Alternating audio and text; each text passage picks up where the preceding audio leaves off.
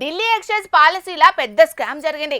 కోట్లకు కోట్లు చేతులు మారినాయని దేశమంతటా పెద్ద చర్చనే జరిగింది. ఈ కేసు అటు ఢిల్లీని ఇటు తెలంగాణను ఏపీని సుతం చుట్టుముట్టింది.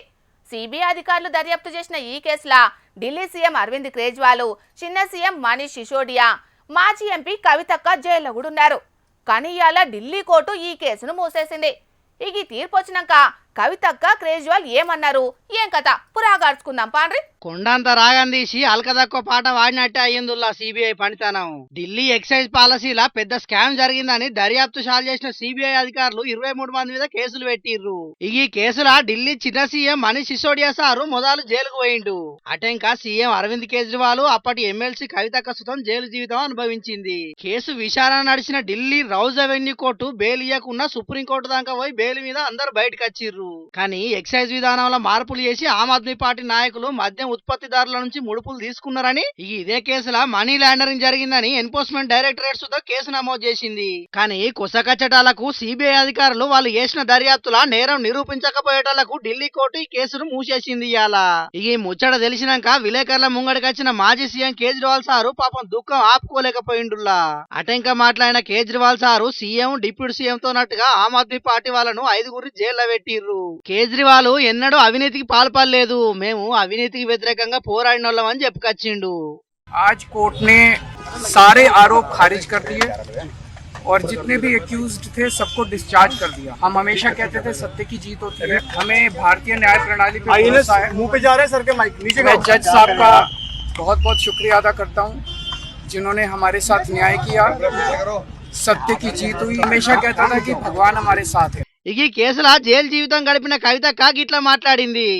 మేము మొదటి రోజు నుండి చెప్తూ ఉన్నాం, ఇందులో ఎక్కడా కూడా ఏమాత్రం సంబంధం కూడా నాకు లేదు, నేను ఒక కడిగిన ముత్యంలాగా బయటికి వస్తానని చెప్తూ వచ్చాను. అదే ఇవాళ కోర్టు ద్వారా నిరూపణ అయింది. ఈ కేసుకు నాకు ఎటువంటి సంబంధం లేదు, కేవలం కుట్రతోనే మా మీద కేసు పెట్టిరని మొదటి నుంచి చెప్తున్నాం. మేము అన్నట్టుగానే కోర్టు సుతం ఇలా అదే తీర్పిచ్చిందని చెప్పిన కవితక్క, ఆ కష్టకాలంలో నాకు అండగా నిలిచిన వాళ్ళందరికీ, నా తల్లిదండ్రులు, నా అత్తమామలకు ధన్యవాదాలని చెప్పింది. ఇక అట్లనే లిక్కర్ కేసు చేయగానే కారు పార్టీ ఎన్నికల్లో ఓడిపోయిందన్న మాట మీద మళ్ళోపారి కారు పార్టీని గట్టిగానే అరుచుకున్నది. అది నిజమే అయితే నేను జైలుకు వెళ్ళేంత వరకు కూడా ఒక్కసారి కూడా మీరు ప్రెస్ మీట్ పెట్టకపోవడం ఎందుకు, కేసీఆర్ గారు ప్రెస్ మీట్ పెట్టకపోవడం ఎందుకు, ఇంకా పెద్ద నాయకులు ఎవరు కూడా మాట్లాడకపోవడం ఎందుకు? అంటే ఆనాడేమో నేను ఒంటరిగా ఫేస్ చేసుకోవాలి, పార్టీ సోషల్ మీడియా కనీసం సపోర్ట్ చేయదు.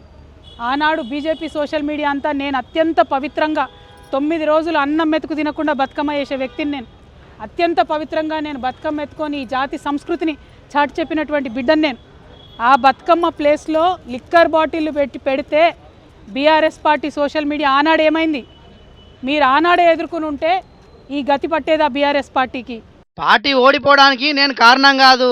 ఆయాళ్ళ ఇండ్లు ఇవ్వకపోవుడు, ఉద్యోగాలు ఇవ్వకపోవుడు, అద్దానంగా సుతం దోపిడీదారులకే టికెట్లు ఇచ్చుడు, మీ అహంకారం చేయంగానే పార్టీ ఓడిపోయింది.